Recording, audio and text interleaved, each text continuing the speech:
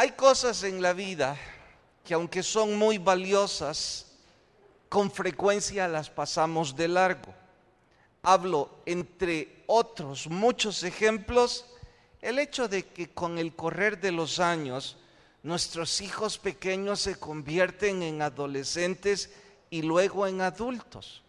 Nuestra falta de experiencia y de atención, sumado al hecho de que los vemos a diario, no nos dejan darnos cuenta de que de pronto el tono de su voz está cambiando. No nos damos cuenta de que sus gustos y sus disgustos también están cambiando.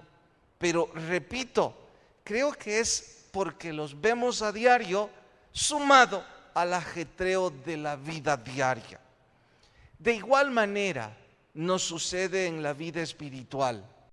Hay vocablos y actitudes tan frecuentes en el quehacer religioso, tan repetitivos, que de pronto pasamos de largo esos detalles, aunque sean muy importantes y muy básicos. Es que es importante saber que nuestros hijos están cambiando en cuanto a su tono de voz, en cuanto a sus gustos y disgustos. Es más que importante, pero lo pasamos de largo. De igual manera, estos temas los pasamos de largo y son muy importantes. Uno de esos temas de los que ahora yo estoy refiriéndome a que los pasamos de largo es la razón que tenemos de ser iglesia. Otros dirían los objetivos principales de una iglesia. Y no me estoy refiriendo de forma excluyente a nuestra iglesia. Hablo de forma genérica a la razón de cualquier iglesia. ¿Cuáles son esos objetivos principales que le dan la razón de ser a una congregación? Y de hecho, ayúdeme usted y sugiérame cuál es la razón de ser de nosotros como iglesia. ¿Cuáles son los objetivos más importantes o básicos o generales de cualquier congregación? Ayúdenme y sugieran. Predicar el evangelio sería lo mismo que ganar almas. Además de predicar el evangelio, ¿habría algún otro? Buen testimonio, crecimiento espiritual. Bueno, vamos a resumir la razón de ser iglesia en dos grandes objetivos. En dos palabras se resumen. Uno es evangelismo y el otro es edificación.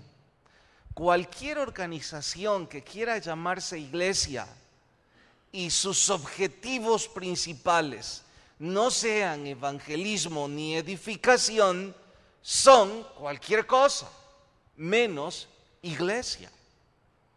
Esa es la razón de la iglesia: presentar el evangelio de Cristo a los que no lo han oído y edificar a aquellos que ya lo hemos oído. Dije antes, esto es más que importante, es lo que nos da la razón de ser. Y si el ajetreo religioso, el ajetreo laboral, el ajetreo familiar hace que lo pasemos de largo, pues pasamos de largo algo muy importante. Ahora es sabio que nos preguntemos, si yo soy parte de esta organización, yo soy parte de esta iglesia, ¿estoy yo aportando a la razón de ser de la iglesia? Mi vida reúne o tiende a cumplir los propósitos de la iglesia. ¿Estoy siendo yo alguien que a través de mi servicio, a través de lo que hago, otros son evangelizados, otros son edificados? ¿Mi vida ayuda a la consecución de esas metas? De hecho, si usted se responde, lo cierto es que en el último mes o en los últimos 3 meses he estado, mire, predicador, no es excusa, pero Este año ha volado increíblemente. Ya estamos en marzo. Estamos en la víspera de la vacación de Semana Santa. Y claro, sí invité a algunos amigos en las fiestas de fin de año. Sí le hablé a un vecino de Jesús. Pero estos 3 meses han volado y ahora que usted lo dice, lo he pasado de largo. Bueno, eso significa que usted o yo no hemos aportado nada para la consecución de los objetivos de ser iglesia.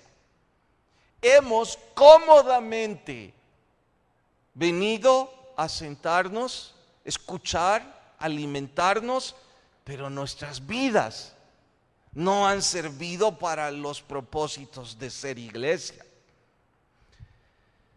Es probable que algunos líderes ya entrenados en este tema estén diciendo ahora: predicador, tienes razón, y el ajetreo secular, mi trabajo, la familia, hizo que yo pasara inadvertido estos meses.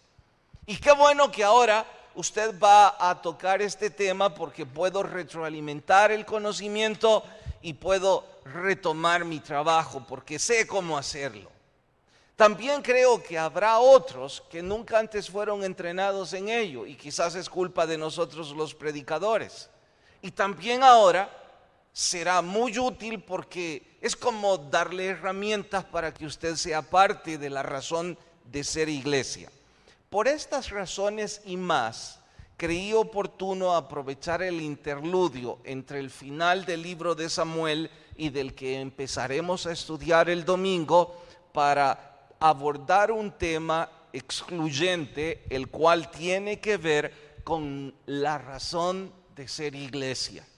Por eso y más, nuestro estudio de hoy se titula Volviendo a la pesca. Vayan en sus Biblias hasta el Evangelio de Juan capítulo 21. Evangelio de Juan capítulo 21. Nuestro sermón de hoy, Volviendo a la pesca. Cuando encuentren la cita, les suplico se pongan de pie, por favor. Evangelio de Juan capítulo 21.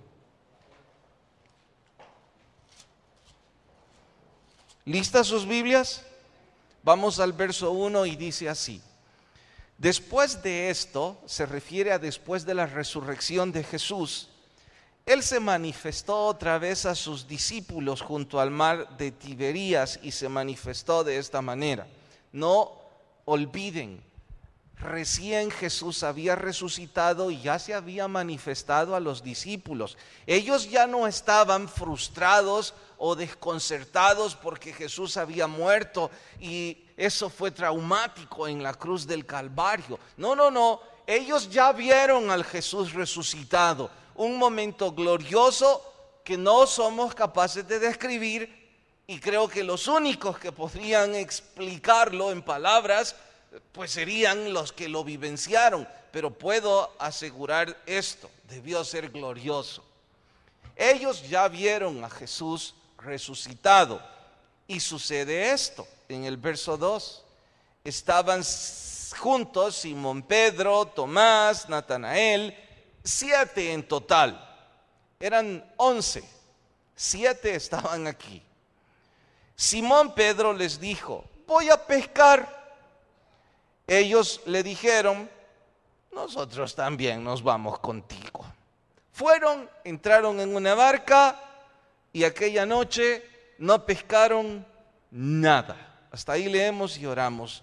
Te ruego, Señor, hables a nuestras vidas y que este estudio sirva para un despertar en nuestra congregación y una carga para llevar el Evangelio de Jesús a otros. En tu nombre lo rogamos. Amén. Pueden tomar su asiento. Muchos de ustedes están llevando en el pecho una cruz como símbolo de su fe. Eso está bien. La cruz alguna vez surgió como símbolo espiritual, y yo diría que en buena hora, porque fue en una cruz donde nuestro Señor murió, y es a través de la cruz del Calvario, de ese sacrificio, que nosotros obtenemos salvación y vida eterna. Así es que diría, en buena hora, que muchos disfruten ese símbolo. Sin embargo, deben saber que nunca la cruz fue el símbolo de los cristianos, y mucho menos de los cristianos de la iglesia primitiva. Dicho de otra forma, los que fundaron la iglesia, los apóstoles y los discípulos de estos, no tuvieron la cruz como un emblema para identificarse como cristianos. El emblema que ellos utilizaron fue un pez. Y si usted se pregunta, ¿pero y por qué? Porque Jesús le dijo a Pedro y a los demás discípulos: les convertiré en pescadores de hombres. Ustedes ya no buscarán más peces, que era el trabajo de varios de ellos, sino de la mayoría. Jesús dijo: dejarán ese trabajo y ahora se convertirán en pescadores de hombres. De ahí que el símbolo del cristiano fuera el pez, ser un pescador. Esa es la razón, si alguna vez usted se preguntó, ¿por qué será que en otra hora el llamado Partido Demócrata Cristiano ocupaba un pez como símbolo? Simple, porque se llamaba cristiano, y los que lo fundaron sin duda conocían la historia de la iglesia primitiva. Y el símbolo de los cristianos de la iglesia primitiva era un pez. Entonces ellos hacían eco precisamente a ese pez. Incluso hay algunos historiadores que comentan que durante la persecución de Roma en contra de la iglesia, los cristianos ocuparon ese pez como un santo y seña para identificarse. Es que en ese tiempo usted no podía decir de forma pública que usted era un cristiano, porque eso significaba la muerte, y de forma horrenda para usted y para los suyos. Entonces, durante la persecución, ellos se reunían en catacumbas. Ellos eran algo así como secretos. Ellos no podían públicamente decir que esa era su fe. De ahí que usaran como santo y seña esta actitud. Si alguien estaba en una conversación con un desconocido y de pronto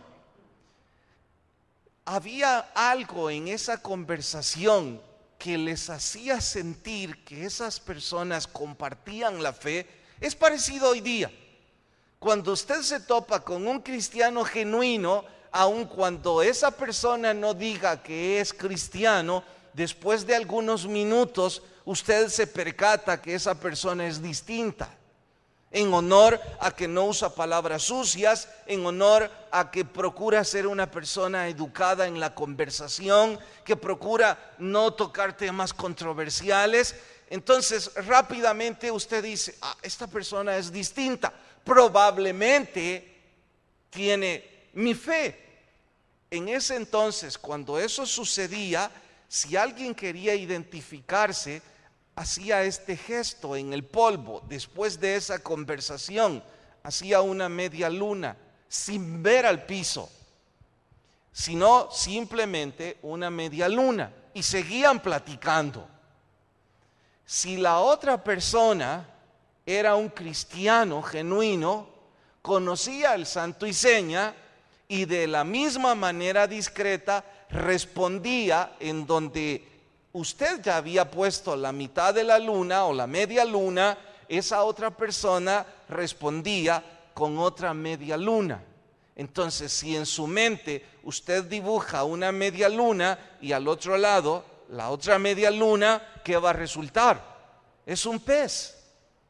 Ese era el santo y seña para identificarse como cristianos. ¿Me he dado a entender hasta aquí? Pues bien, el verdadero cristiano es entonces un pescador de hombres.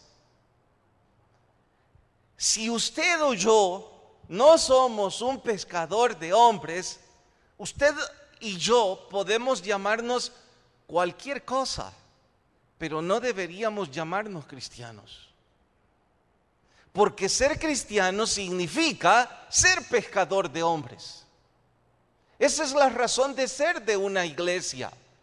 Si esta o cualquier otra organización, sus objetivos principales no son evangelismo y edificación, pues pueden llamarse como gusten, pero sabio sería que no se llamen cristianos, porque para ser cristianos se debe llevar en la sangre la mística de ser un pescador de hombres. Fue por eso que Jesús llegó esa noche donde estaba Pedro y los otros 6, olvidando lo que les competía como pescadores de hombres. El ajetreo de la vida, los descuidos, los problemas, lo que usted quiera que estuvieran viviendo en ese momento Pedro y los otros 6, hizo que Pedro dijera: yo me voy a pescar.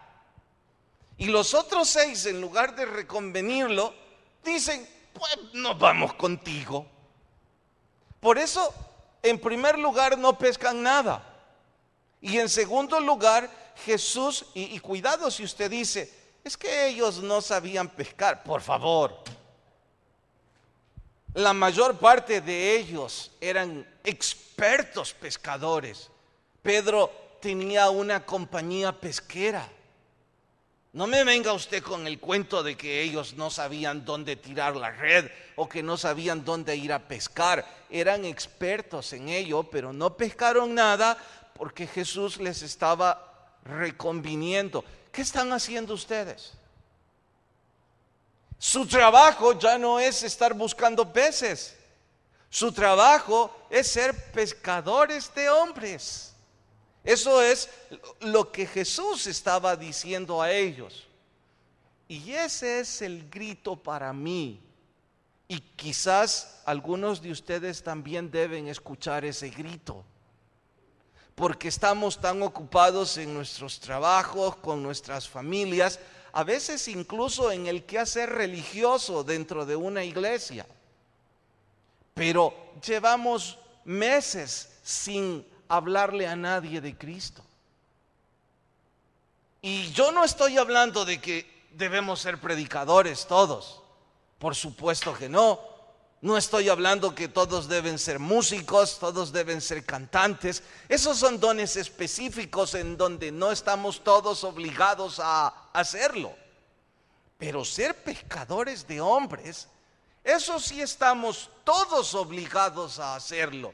O de lo contrario, por favor, no se llame más cristiano. Llámese oyente, llámese simpatizante de los pescadores de hombres. Llámese cualquier cosa, incluso si quiere, llámese parte del partido ya extinto, Partido Demócrata Cristiano. Pero no se llame seguidor de Cristo, porque seguidor de Cristo sería ser pescador de hombres. ¿Me he dado a entender? El problema de esto es que algunos de ustedes pueden decir: mire, buena exhortación, la entiendo y la asumo, pero no sé cómo hacerlo. Les confieso que yo siempre he tenido curiosidad en pescar. No me refiero a hombres, me refiero a peces, pero no sé cómo, no sé a dónde. Y me llama la atención cuando veo en la televisión que llevan cañas de pescar o que nadan un poco abajo de la superficie y pescan con arpón. Me encantaría hacer eso, de veras quiero hacerlo, pero no sé cómo hacerlo. Necesito ser entrenado, y de vez en cuando me he topado con una o dos personas con las que me encantaría me lleven y me enseñen. Pero si usted me dice: mire, aquí hay una barca y aquí hay caña, una atarraya, un arpón, vaya y pesque. creo que no voy a pescar nada, a no ser que estén ya atrapados esos peces. Lo que pretendo esta noche es que quienes de ustedes no fueron antes entrenados en cómo pescar, pues rápidamente sepan cómo.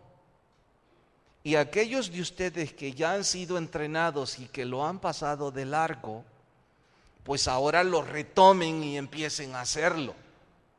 Porque de lo contrario, esto es como al inicio, como predicador, como pescador de hombres, aunque no sea bueno, pero soy pescador de hombres, yo estoy haciendo esto frente a ustedes.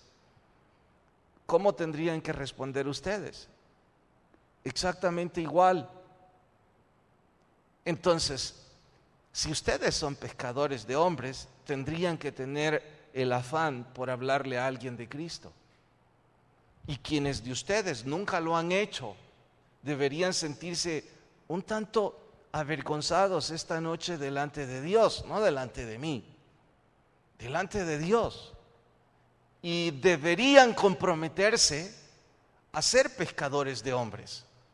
Ahora, hay un verso que me gustaría lean antes de dar la herramienta. Apocalipsis capítulo 2. Apocalipsis capítulo 2. No creo que les cueste encontrar este libro, es el último. Y anoche alguien me dijo, yo solo los mapas encuentro. Apocalipsis capítulo 2, verso 4. ¿Listos? Dice, pero tengo contra ti, esta es una queja de parte de Dios. Tengo contra ti, dígalo en voz alta, que has dejado tu primer amor. Recuerda por tanto de dónde has caído y arrepiéntete y haz las primeras obras. Bueno, en este verso, diría yo, se encierra la queja de nuestro estudio de hoy. El Señor nos está llamando la atención al decirnos, has dejado tu primer amor. Porque hay algunas preguntitas que ustedes deben responderse. Yo voy a citar una por una y ustedes en su mente respóndanla. Después, algunos de ustedes de forma democrática los voy a señalar y les voy a decir que respondan. Pero antes de hacerlo, por favor, todos respondan las preguntas que voy. Algunos ya bajaron el rostro para que yo no pregunte. Por favor, respóndase estas preguntas. ¿Recuerda el día de su conversión? Vamos, póngalo de inmediato en su mente, cuando usted conoció del Señor. Número 2, ¿cómo fue que usted conoció del Evangelio? ¿Alguien le invitó, la radio? ¿Cómo sucedió eso? Número 3, ¿cómo fueron sus primeros meses en el Evangelio? ¿Tristes, aburridos o muy emotivos?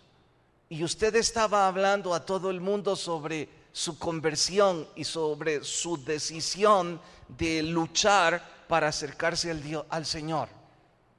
¿Fue así? Bueno, respóndaselo. ¿Será que en esos primeros meses compró una Biblia y le habló a todos cuantos estaban cerca de usted respecto a su fe ahora? Bueno, yo me imagino que en la mayor parte de nosotros así fue en nuestro primer amor. Los primeros días en donde conocimos de Jesús. Y si usted es alguien que nació en el Evangelio, estará diciendo, mire, yo nunca tuve ese momento porque yo soy cristiano desde que recuerdo tener memoria. Debe haber un evento ahí, algo que sucedió en su vida, que provocó esa pasión hacia el Señor. Bien, ¿todos respondieron las preguntas que recién he hecho? ¿Amén o no amén? ¿Puedo ahora preguntarles? ¿Sí? Bueno, pero voy a dejar eso. No les voy a preguntar porque ya ustedes lo saben. Más bien, quiero que se respondan esto. ¿Quiénes de ustedes ya no sienten esa misma emoción de los primeros meses, esa pasión, ese deseo de involucrarse en todo. ¿Qué es lo que le sucedió? Y yo sé que me va a dar respuestas como estas: el trabajo, los estudios, la familia, las enfermedades, los problemas. Yo no me quiero meter ya en cosas. Les pregunto, ¿son cristianos? Y lo voy a hacer marcando en el piso. Si usted dice, sí lo soy, entonces la queja del Señor es: has dejado tu primer amor. Y el segundo verso: recuerda de dónde has caído. Nos está diciendo: recuérdate de esos meses en donde andabas en todo lo que podías y en lo que no podías, que hablabas a cuantos estaban en tu camino, que estabas emocionado con leer la Biblia, que estabas emocionado con crecer. Recuerda de dónde has caído y haz las primeras obras. Es lo que dice ese verso. Y ese es el mensaje para usted y para mí. Deje ya la comodidad y el anonimato de su silla. Además, ya se dieron cuenta que estas sillas, con el correr del tiempo, se están aguadando, y su anonimato y su comodidad se pueden romper. Y lo digo en forma retórica. Si usted es una de esas personas que viene a alimentarse y alimentarse y alimentarse, tendrá tanto sobrepeso que su vida no estará cubriendo la razón de ser iglesia. Usted no estará aportando. Espero que a esta altura varios o muchos de ustedes estén ya de acuerdo conmigo en que debemos regresar y hacer las primeras obras, y que ya basta de excusas, y que ya basta de tanto tema secundario, porque lo primero en nuestras vidas es ser pescadores de hombres. Y para todos aquellos que, como yo, entendemos y aceptamos la queja para nosotros, lo que sigue es darles una herramienta básica para que ahora usted diga: ok, ¿cómo le hablo a alguien del Señor? Bien, atentos, porque la herramienta que estoy a punto de dar es tan sencilla, tan fácil de recordar, que aún un niño de 8 años lo puede recordar. Pero usted tiene que estar atento. Aquí en este nivel vamos a simular dos dimensiones. Aquí está el Señor y aquí estamos nosotros los hombres. En medio de la dimensión donde está nuestro Dios y nosotros, en medio, aquí donde está el púlpito, hay un abismo sin fin. No hay manera de nosotros ir allá, porque el pecado nos separó de Dios. Entonces nosotros no podemos ir hasta donde está el Señor, porque por culpa de nuestro pecado no hay comunión entre Dios y los hombres.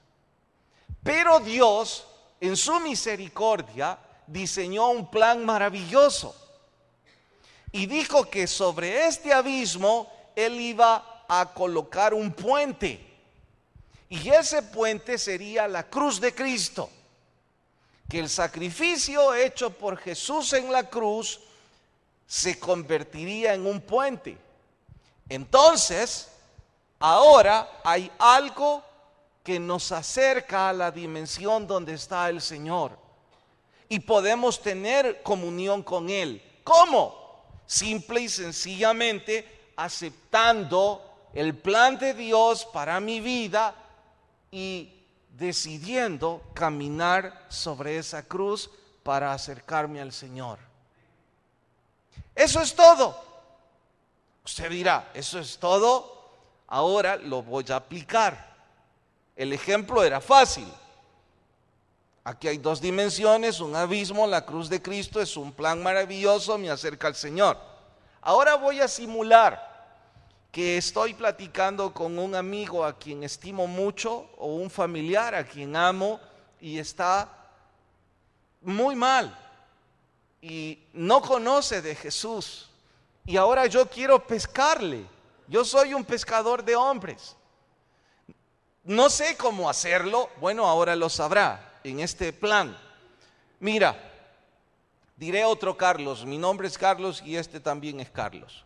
Le diré, Carlos, necesitas comunión con Dios.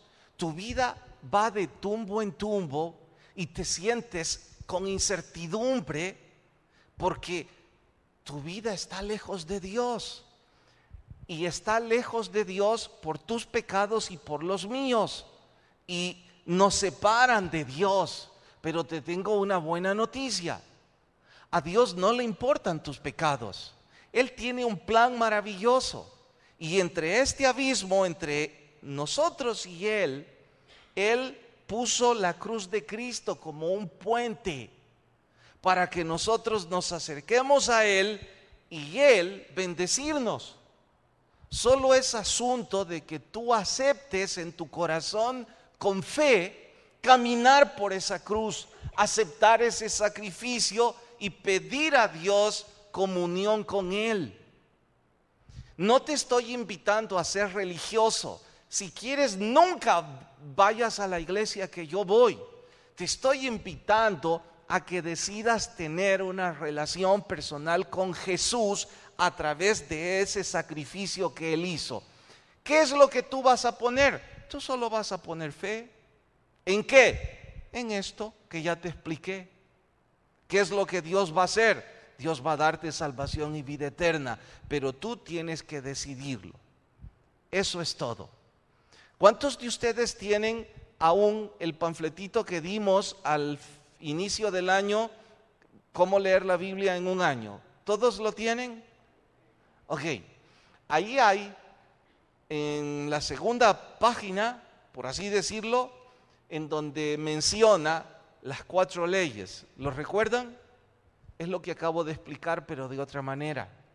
En su panfletito dice que el plan lleva 4 pasos. Dios tiene un plan maravilloso, que el hombre estaba separado de Dios, que Jesucristo es la única provisión y que hay que aceptar esa provisión. Eso es todo. Les pregunto, ¿fue difícil? Repito la pregunta, ¿ha sido difícil? No, ¿verdad que está fácil? ¿Sí o no? Vamos a ver si es cierto. Miguel, venga, porfa. Yo no he preparado esto y Miguel no sabe que lo iba a llamar. Esta noche, Miguel, aquí, por favor, gracias por venir con nosotros. El propósito de este estudio fue recordarnos la razón de nuestro llamado, ser pescadores de hombres, y darle una herramienta para hablarle a un amigo de Jesucristo a través de 4 pasos. Sí. Los 4 pasos son... Aló, está apagado, está encendido. No, ahí está, le estamos oyendo. Los 4 pasos son que hay 2 dimensiones, que Dios tiene un plan, la cruz, que hay que caminar por ella. Sí. Ok, ¿qué vamos a hacer? En cuestión de 2 minutos, usted me va a ganar a Cristo a mí. Okay. Yo soy un amigo suyo, sí, y no me venga con otras historias. Porque cuando nosotros queremos hablar del Jesús a alguien, lo primero es que empezamos contándole y que mira, sí, y que aquí, no. Y no, nomás este plan. Ok, adelante. Ok, Carlos, ya usted conoce... Un poco más arriba el micrófono. Ok, Carlos, ¿ya sabes acerca de Cristo? Algo. Veo de que andas como deambulando de tubo en tubo y como que andas algo perdido. De vez en cuando. Ok. ¿Sabías que Cristo, que aquí nosotros estamos aquí y que hay un abismo y que al otro lado está Cristo y que Él murió y esa cruz donde Él fue, valga la redundancia, crucificado, es el puente que nos lleva hacia Él? No. Pues entonces te invito a que tomes esa cruz solamente teniendo valor, diciendo que Cristo murió en la cruz y derramó su sangre para lavar tus pecados. No te estoy invitando a que asistas a la iglesia donde yo voy, simple y sencillamente que levantes tu mano y de allí para allá Cristo va a hacer la obra en ti. ¿Usted es predicador? No. Ok, les pregunto, ¿lo dijo bastante parecido a lo que yo dije, sí o no? Y Miguel no se ha preparado para esto, fue sorpresa para él que yo le llamara. ¿Por qué estoy diciendo eso? Porque les dije, hermano, muchas gracias hoy. Gracias.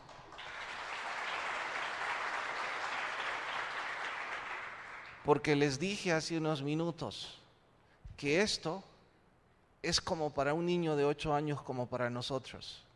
Y ahora le sumo algo, porque sé que algunos de ustedes que son bastante escépticos están diciendo, ¿cómo que fuera tan fácil? Oiga, yo solo dije el bosquejo, el esqueleto, los 4 puntos básicos. Pero si usted está con un amigo, resultarán cosas como estas. Usted le dirá, mira, yo te conozco de muchos años atrás y sé que estás sufriendo, estás pasando por esto. Igual que yo, porque nuestros pecados nos tenían separados de Dios. Yo no te digo que soy bueno, yo solo te digo que yo acepté el plan maravilloso de Dios para mi vida. Caminé sobre esa cruz aceptando por fe en mi corazón y Jesús está obrando. Y ahí vienen cosas en donde Él va a preguntar, ¿y cómo lo hiciste? ¿Y qué es la oración? Y cosas como esas. Pero sé que ustedes estarán diciendo, yo puedo hacer eso. Solo se toparán con este problema. ¿Y qué pasa si mi amigo me dice que sí quiere caminar? ¿Y qué hago? Ok, ¿qué sigue? Usted entonces le invita a recibir a Cristo y a hacer la oración. ¿Cuál oración? Está en el panfletito. Es simple y sencilla. Y no se trata de que la memorice, solo se trata de que la entienda. Y yo diría que la oración gira alrededor de el mismo plan. Creer que Jesús murió en la cruz del Calvario, que me ha dado salvación al aceptarle y que desde entonces es mi Dios y mi Señor y tengo vida eterna por la fe en Jesús. Ahí está todo. Y ustedes saben todo eso. Solo tendrían que preparar la carnada, usar el anzuelo y empezar a pescar, porque somos pescadores de hombres. Y si somos eso, pues tenemos que empezar a hacerlo. Aquellos de ustedes que el Señor está tocando sus corazones y dicen, ¿por qué no? Sería algo, y los que nunca han tenido ese sentimiento, les puedo asegurar, va a ser algo hermoso. El día en que usted le hable a alguien de Jesús y esa persona quiera hacer la oración, usted recordará mis palabras. Va a ser un momento glorioso en su vida, en donde usted va a recordar que sin nosotros merecerlo, Dios nos usa como instrumentos para su gloria. Pero usted debe permitir que el Espíritu Santo quiera usarnos. Si esa persona hace la oración, ¿qué sigue?